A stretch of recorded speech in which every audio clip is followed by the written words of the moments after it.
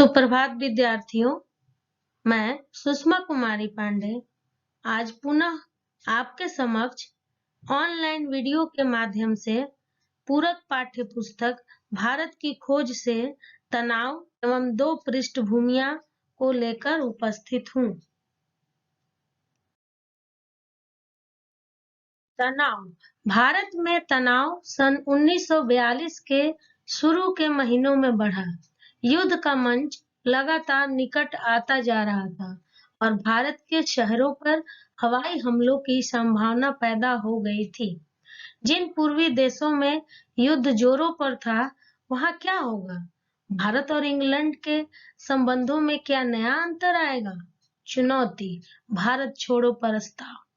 बंबई में 7 और 8 अगस्त को अखिल भारतीय कांग्रेस कमेटी ने खुली सभा में उस प्रस्ताव पर विचार किया और बहस की, जो अब भारत छोड़ो प्रस्ताव के नाम से जाना गया। भारत छोड़ो आंदोलन के दौरान बंबई में औरतों का एक जुलूस है, जो चित्र के माध्यम से दिखाया जा रहा है।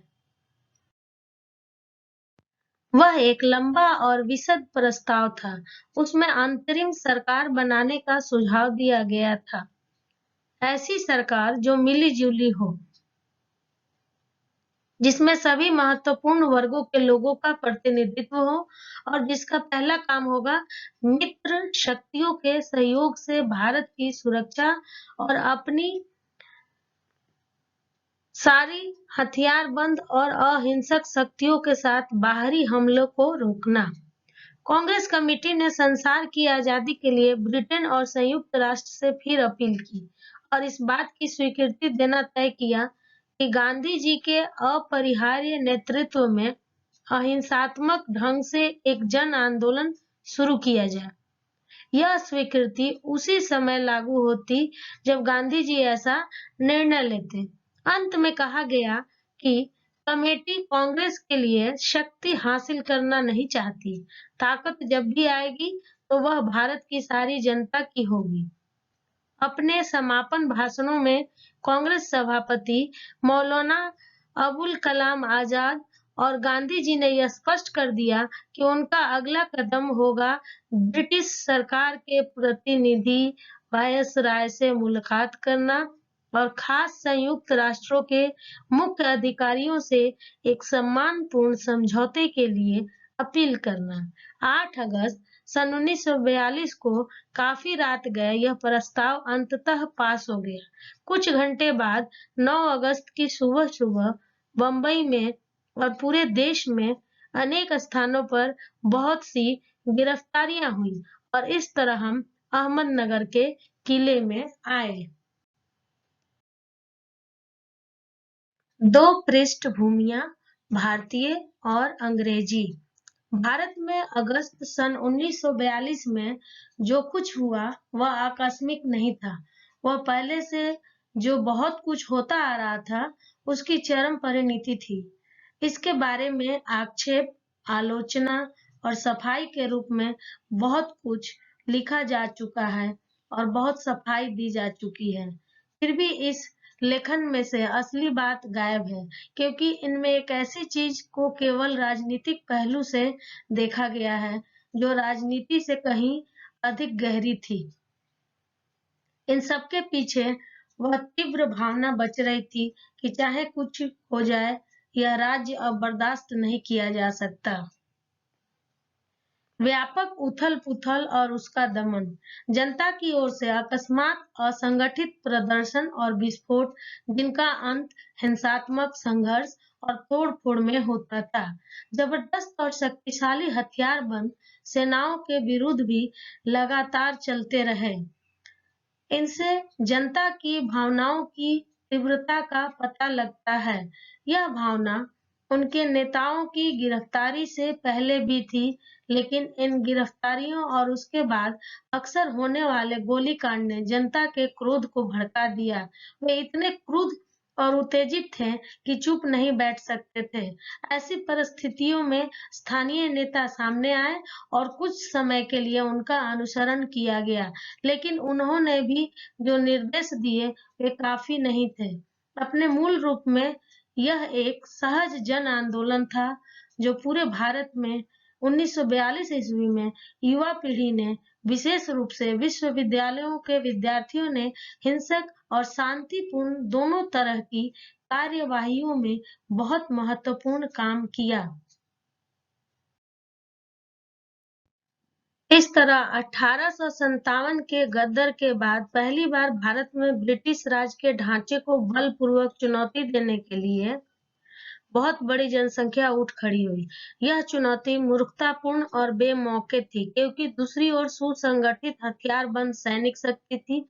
यह सैनिक शक्ति इतिहास में पहले किसी अवसर की तुलना में कहीं अधिक थी।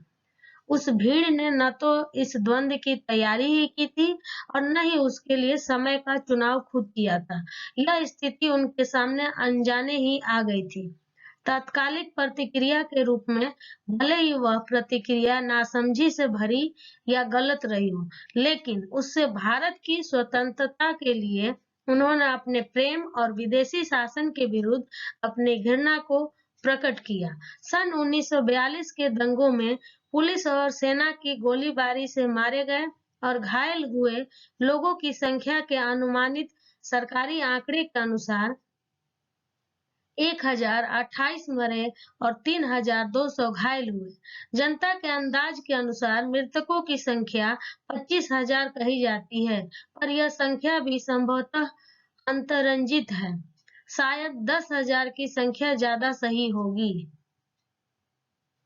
यह असाधारण बात थी कि कैसे बहुत से शहरी और ग्रामीण क्षेत्रों में ब्रिटिश शासन खत्म हो गया और उन हिस्सों पर दोबारा विजय पाने में उसे कई दिन और कभी-कभी हफ्ते लग गए। ऐसा विशेष रूप से बिहार में, बंगाल के मिदनापुर जिले में और संयुक्त प्रांत के दक्षिणी पूर्वी जिलों में हुआ। यह बात ध्यान देने की है कि संयुक्त प्रांत के बलिया जिले में, जिसे दोबारा जीतना पड़ा था, भीड़ के खिलाफ शारीरिक हिंसा या लोगों को चोट पहुंचाने का कोई गंभीर शिकायत नहीं है। भारत की बीमारी अकाल। भारत बहुत बीमार था, तन और मन दोनों से, जबकि लड़ाई में कुछ लोग बहुत फूले-फले थे। दूसरों पर बोझ चरम सीमा तक पहुंच गया था और इसकी भयानक स्मृति दिलाने के लिए अकाल पड़ा। दूर-दूर तक विस्तृत अकाल जिसका प्रभाव बंगाल और पूर्वी तथा दक्षिणी भारत पर पड़ा। ब्रिटिश शासन के पिछले 170 वर्षों में यह सबसे बड़ा और विनाशकारी था। इसकी तुलना 1766 से 1770 ईस्वी के दौरान बंगाल और बिहार के उन भयंकर अकालों से की जाती है, जो ब्रिटिश शासन की स्थापना के आरंभिक परिणाम थे। इसके बाद महामारी फैली, विशेषकर हैजा और मलेरिया। वह दूसरे सूबों में भी फैल गई और आज भी हजारों की संख्या में लोग उसके शिकार हो रहे हैं। इस अकाल ने ऊपर के थोड़े से लोगों की खुशहाली के झीने आवरण के नीचे भारत की जो तस्वीर थी, उसे उघाड़ कर रख दिया। यह तस्वीर ब्रिटिश शासन की बदहाली और बदसूरती की तस्वीर थी। जब यह सब घटित हो रहा था, तब कोलकाता की सड़कों पर लाशें बिछी थी। कलकत्ता के ऊपरी तबके के 10,000 लोगों के सामाजिक जीवन में कोई परिवर्तन नहीं आया था। नाच, गाने और दावतों में विलासिता का प्रदर्शन हो रहा था और जीवन उल्लास से भरा था। अक्सर कहा जाता है कि भारत अंतर्विरोधों का देश है। कुछ लोग बहुत धनवान हैं और बहुत से लोग बहुत निर्धन हैं। यहाँ आधुनिकता भी है और मध्ययुगीनता भी। यहाँ शासक और शासित हैं, ब्रिटिश और भारतीय हैं। ये अंतर्विरोध सन 1943 के उत्तरार्ध में अकाल के उन भयंकर दिनों में जैसे कलकत्ता शहर में दिखाई पड़े, वैसे पहले कभी नजर नहीं आए थे। अकाल की गहरी वजह उस बुनियादी नीति में थी, जो भारत को दिनों दिन गरीब बनाती जा रही थी और जिसके कारण लाखों लोग भुखमरी का जीवन जी रहे थे। भारत में ब्रिटिश शासन पर बंगाल की भयंकर बर्बादी ने और उड़ीसा, मालाबार एवं दूसरों स्थानों पर पड़ने वाले अकाल ने आखिरी फैसला दे दिया। पर जब वे जाएंगे तो वे क्या छोड़ेंगे? 3 वर्ष पहले मृत्युशैया पर पड़े टैगोर के सामने यह चित्र उभरा था, लेकिन वे कैसा भारत छोड़ेंगे?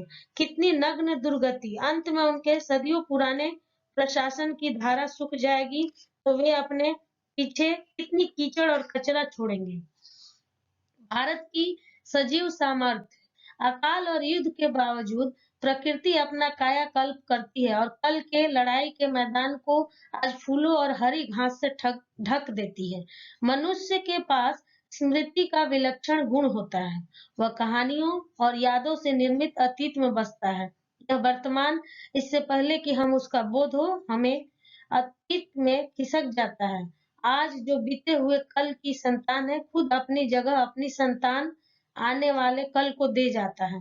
कमजोर आत्मा वाले समर्पण कर देते हैं और वे हटा दिए जाते हैं, लेकिन बाकी लोग मशाल को आगे ले चलते हैं और आने वाले कल के मार्ग दर्शकों को सौंप देते हैं।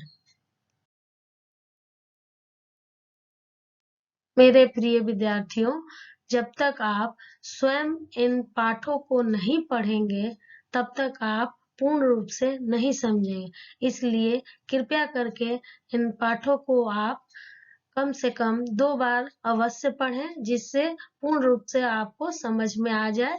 धन्यवाद बच्चों।